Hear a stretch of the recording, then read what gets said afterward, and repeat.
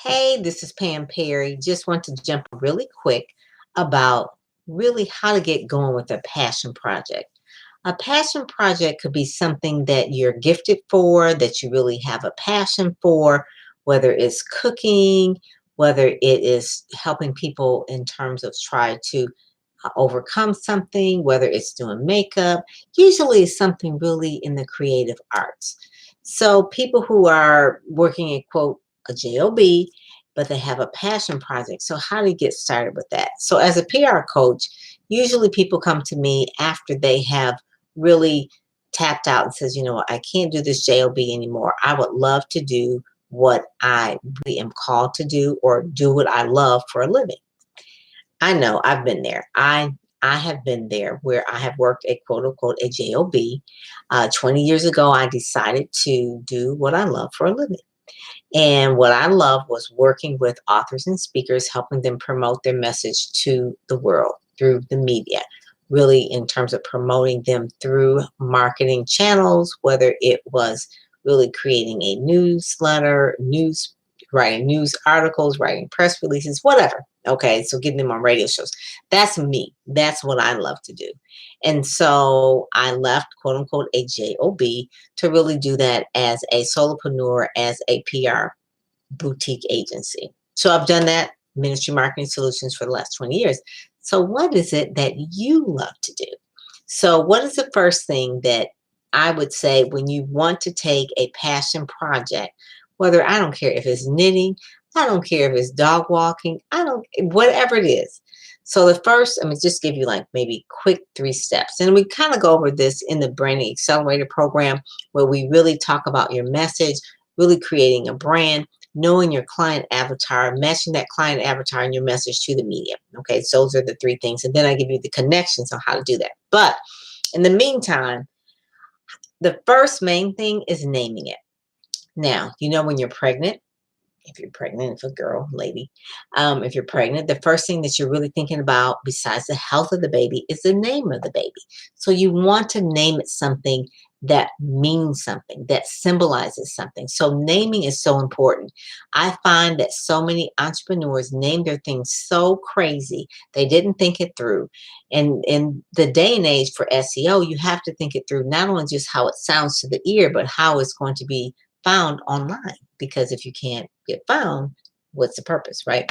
Which is part of the reason why we hire a PR coach or a brand strategist or someone that really help us with that. So naming it so that you can.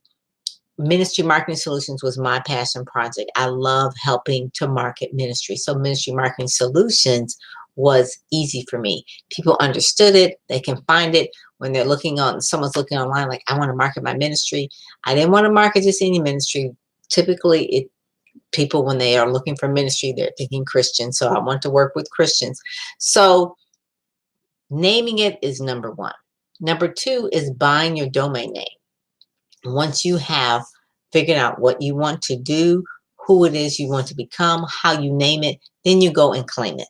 So name it and claim it. Yeah, that's what it is. You name it and claim it. So you name it and claim it online. You go to GoDaddy. Now, there's a whole strategy, and if that name is taken, what to make that work if it is. Don't do anything like a dot, whatever. You can do a .net, but more than likely you want to do a .com. My program is brandingacceleratorprogram.com and also brandingaccelerator.com, pamperrypr.com. Speakers Magazine was not available, but we did speakersmagazine.net because it is a network. It's going to be a TV show. It's going to be a podcast. It is actually a magazine. So it is a network. That worked for that. But for more than likely, you want to always go with a .com because when you're going on radio, you're going on TV, you want to say .com because people are going to hear .com. All right, so that's like number one.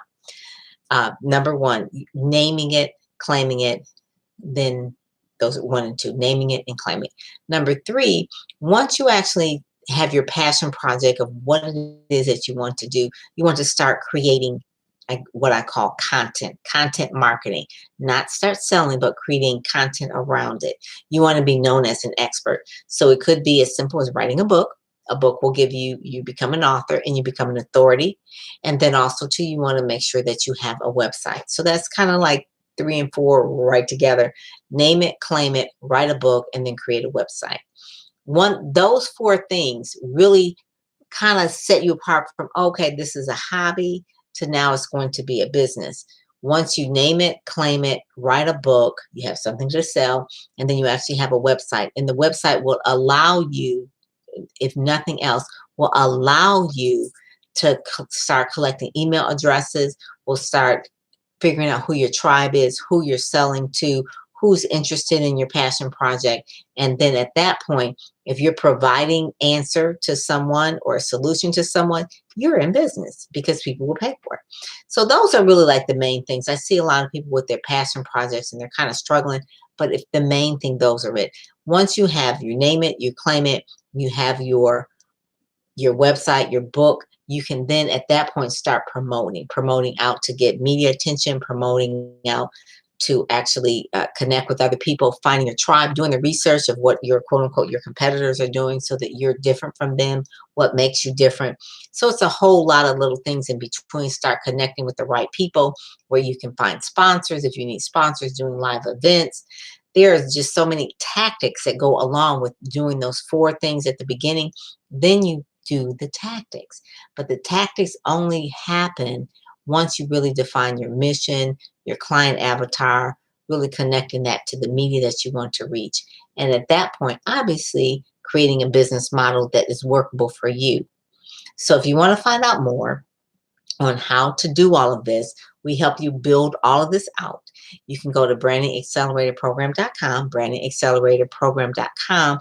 Like I said, you can go there, find out more about how we can help you accelerate your brand, but also sustain a brand so that it becomes a sustainable business. That's really the main thing. Find a brand that is sustainable, not just a flash in the pan. It's a passion project, but you also want it to make your livelihood. I work with about 500 or so authors over the last few years. Most of them have gone from an idea to then now becoming like a full-time entrepreneur at doing what they love. And that's really the most important part, doing what you're called to do. So if you want to know more about it, go to brandingacceleratorprogram.com, fill out the application, we'll have a conversation and see if this program is right for you at this time, to see if you really want to do this. We only take a select amount of people, those that are really committed, those that really have the chops to really step up and say, hey, I'm ready, it's my time. Then I want to talk to you. If you're not ready, that's okay. We offer this twice a year. So if you're not ready in the spring, you'll be ready in the fall. And we'll actually help you then. But at that point, you really have to decide if it is something that you're called to do and you're passionate about. If you're passionate about it, then you can sell me on your passion, and then I can help you really get your passion out to the masses. All right. I'm Pam Perry, PamPerryPR.com. Go to BrandingAcceleratorProgram.com. Look at the testimonials that are on that page and fill out the application. We'll have a conversation. All right. God bless. Take care. Bye-bye.